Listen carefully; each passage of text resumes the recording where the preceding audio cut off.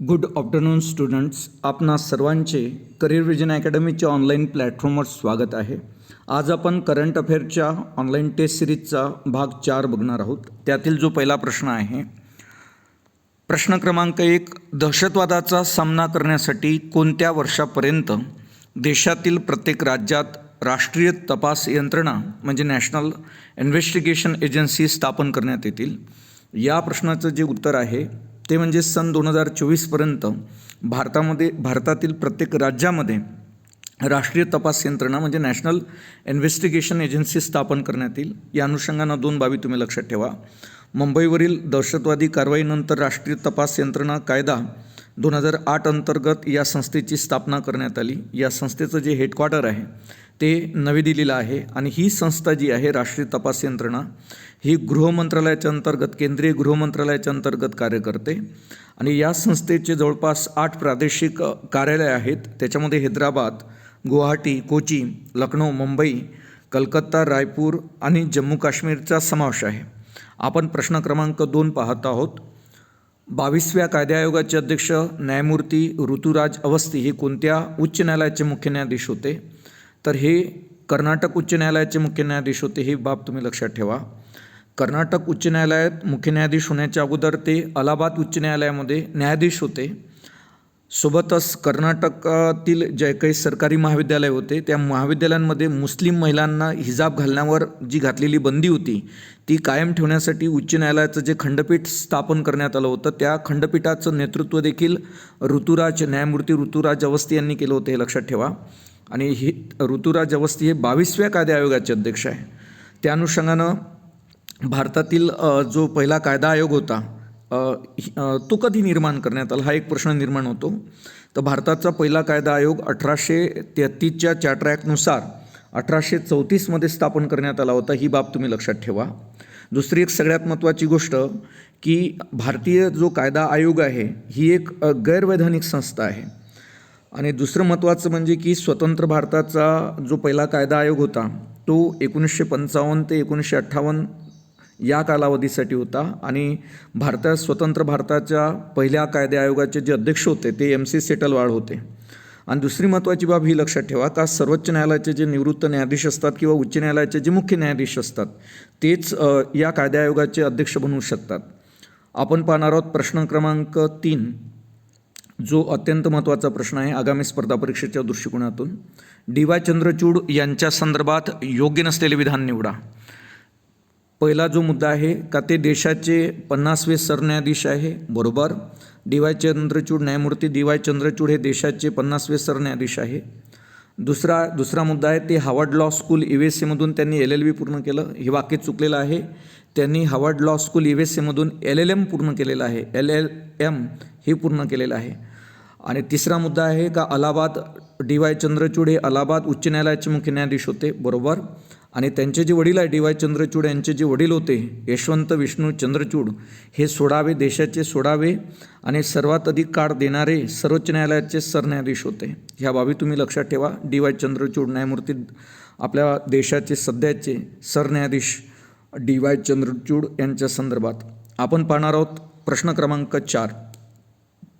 कोणत्या देशाच्या संसदेत महिलांचे प्रतिनिधित्व 50%पेक्षा जास्त झाले? तर या प्रश्नाचं जे उत्तर आहे ते म्हणजे न्यूझीलंड या देशाच्या संसदेमध्ये महिलांचं जे प्रतिनिधित्व आहे हे 50%पेक्षा झालेलं आहे. न्यूझीलंडच्या अनुषंगानं आणखी एक बाब तुम्ही लक्षात ठेवा. 1893मध्ये जगातील न्यूझीलंड हा पहिला देश होता ज्याने महिलांना मतदानाचा अधिकार दिला होता. त्यासोबत अलीकडे अशा पद्धतीनं संसदेत महिलांचं प्रमाण जास्त असणारे काही देश आहेत. त्याच्यामध्ये क्युबा, मेक्सिको, निकाराग्वा, रवांडा, संयुक्त अरब अमिरात या देशांचा यामध्ये समावेश केला जाईल का ज्यांनी आपल्या देशाच्या संसदेमध्ये महिलांना जास्त प्रमाणात प्रतिनिधित्व दिलेलं आहे. आपण पाहतो प्रश्न क्रमांक 5. इंटरपोल या आंतरराष्ट्रीय संघटनेची सदस्य संख्या किती? हा प्रश्न या प्रश्नपत्रिकेमध्ये मुद्दामून टाकण्यात आलेला आहे आणि मुद्दाम तो फ्रेम केलेला आहे कारण अलीकडे इंटरपोलच्या इस्टॅब्लिशमेंटला 100 वर्ष पूर्ण झालेली आहे. त्या अनुषंगाने मी हा प्रश्न या ठिकाणी फ्रेम केलेला आहे. आणि इंटरपोल या आंतरराष्ट्रीय संघटनेची जी सदस्य संख्या आहे ती आहे 195. इंटरपोल या संघटनेची स्थापना 7 सप्टेंबर 1923 या दिवशी झाली आणि आज जवळपास 2023मध्ये तर या संघटनेला जवळपास 100 वर्ष पूर्ण होत आहे. फ्रान्स लिओन या ठिकाणी या आंतरराष्ट्रीय संघटनेचं हेडक्वार्टर आहे, ही बाब तुम्ही लक्षात ठेवा.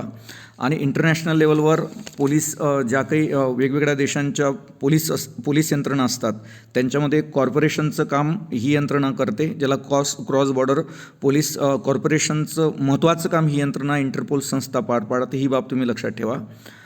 प्रश्न क्रमांक आपण 6 पाहत आहोत. उल्फ क्रिस्टर्सन हे कोणत्या देशाचे नवनियुक्त पंतप्रधान आहे? या प्रश्नाचं उत्तर आहे स्वीडन. स्वीडन या देशाचे उल्फ क्रिस्टर्सन हे नवनियुक्त पंतप्रधान आहे. प्रश्न क्रमांक आपण पाहत आहोत 7. सिंधू नदी जलविवाद लवादाच्या अध्यक्षपदी अलीकडे कोणाची नियुक्ती करण्यात आली? या प्रश्नाचं जे उत्तर आहे शॉन मार्फी हे सिंधू नदी जलविवाद लवादाचे अध्यक्ष म्हणून त्यांची नियुक्ती करण्यात आलेली आहे. आणि या जलविवाद लवादामध्ये मिशेल जे लिनो आहे यांना तटस्थ सदस्य म्हणून घेण्यात आलेलं आहे. आता सिंधू नदी जलविवाद किंवा सिंधू नदी कराराच्या संदर्भात 2-3 बाबी तुम्ही लक्षात ठेवा का सिंधू नदी जलविवाद जो करार होता तो जागतिक बँकेच्या मदतीनं 19 सप्टेंबर 1960मध्ये करण्यात आला होता. आणि त्यानुसार पाकिस्तानला सिंधू, त्याच्यानंतर झेलम आणि चिनाब या नदींचं पाणी देण्यात आलं आणि भारताला रावी, त्याच्यानंतर बियास आणि सतलज या नद्यांचं पाणी देण्यात आलेलं आहे.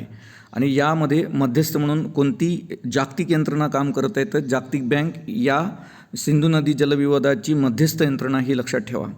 प्रश्न क्रमांक आपण 8 पाहत आहोत.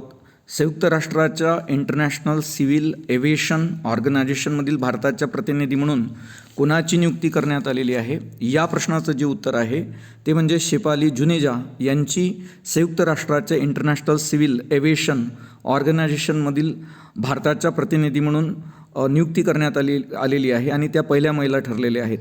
आणि या ठिकाणी शेफाली जुनेजा यांच्या संदर्भात आणखी एक बाब लक्षात ठेवा का त्या 1992च्या IRS म्हणजे इंडियन रेव्हेन्यू सर्व्हिसेसच्या बॅचच्या स्टुडंट आहेत. आणि त्यामध्ये एक जयंती घोष ऑप्शन तुम्हाला दिसत असेल 2 नंबरवर. तर जयंती घोष ह्या युनोच्या हाय लेवल ॲडवायझरी जे बोर्ड आहे ऑन मल्टीलॅटरलिझम याच्यावर त्यांची एक सदस्य म्हणून नियुक्ती करण्यात आलेली आहे जयंती घोष यांची. आणि जयंती घोष या अभिजित सेन यांच्या पत्नी आहेत आणि त्या JNU या विद्यापीठामध्ये प्राध्यापक देखील आहेत. आणि पहिलं जे ऑप्शन आहे ते अपराजिता शर्मा ह्या इंटरनॅशनल टेलिकम्युनिकेशन युनियनच्या व्हाईस चेअरमॅन म्हणून त्यांची नियुक्ती करण्यात आलेली आहे. हे तुम्ही अपराजिता शर्मा यांच्या संदर्भात लक्षात ठेवा.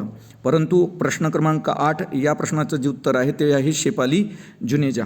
आपण पाहणार आहोत प्रश्न क्रमांक 9. शी जिनपिंग हे कितव्यांदा कम्युनिस्ट पार्टी ऑफ चायनाचे महासचिव किंवा राष्ट्राध्यक्ष ठरले? या प्रश्नाचं जे उत्तर आहे ते 3ऱ्यांदा ठरलेले आहे. आपण प्रश्न क्रमांक 10 पाहत आहोत. 17व्या प्रवासी भारतीय दिवस अधिवेशनाचे प्रमुख पाहुणे डॉक्टर मोहम्मद इरफान अली कोणत्या देशाचे राष्ट्राध्यक्ष आहे? या प्रश्नाचं जे उत्तर आहे ते गुयाना या देशाचे राष्ट्राध्यक्ष आहे, ही बाब तुम्ही लक्षात ठेवा. आणि 17व्या प्रवासी भारतीय दिवसाचं जे आयोजन होतं ते मध्य प्रदेशातील इंदूर या शहरामध्ये करण्यात आलेलं होतं 8 ते जवळपास 10 जानेवारी 2023पर्यंत.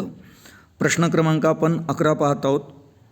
भारतीय कृषी संशोधन परिषदेच्या शुगर केन ब्रीडिंग इन्स्टिट्यूट या संस्थेच्या पहिल्या महिला अध्यक्षा म्हणून कोणाची नियुक्ती करण्यात आली? हा देखील अत्यंत महत्त्वाचा प्रश्न आहे. या भारतीय कृषी संशोधन परिषदेच्या शुगर केन ब्रीडिंग इन्स्टिट्यूट या संस्थेच्या पहिल्या महिला अध्यक्ष म्हणून डॉक्टर जी हेम प्रधान यांची नियुक्ती करण्यात आली, ही बाब तुम्ही लक्षात ठेवा. अशा पद्धतीनं हे आजच्या ऑनलाईन करंट अफेअरच्या ऑनलाईन टेस्ट सिरीजच्या भाग 4मधील प्रश्न आहेत. वरील सर्व करंट अफेअरचे प्रश्न आगामी स्पर्धा परीक्षेच्या दृष्टिकोनातून अत्यंत महत्त्वाचे आहेत. पुन्हा लवकरच भेटू आपण करंट अफेअरच्या ऑनलाईन टेस्ट सिरीजच्या भाग 5सह.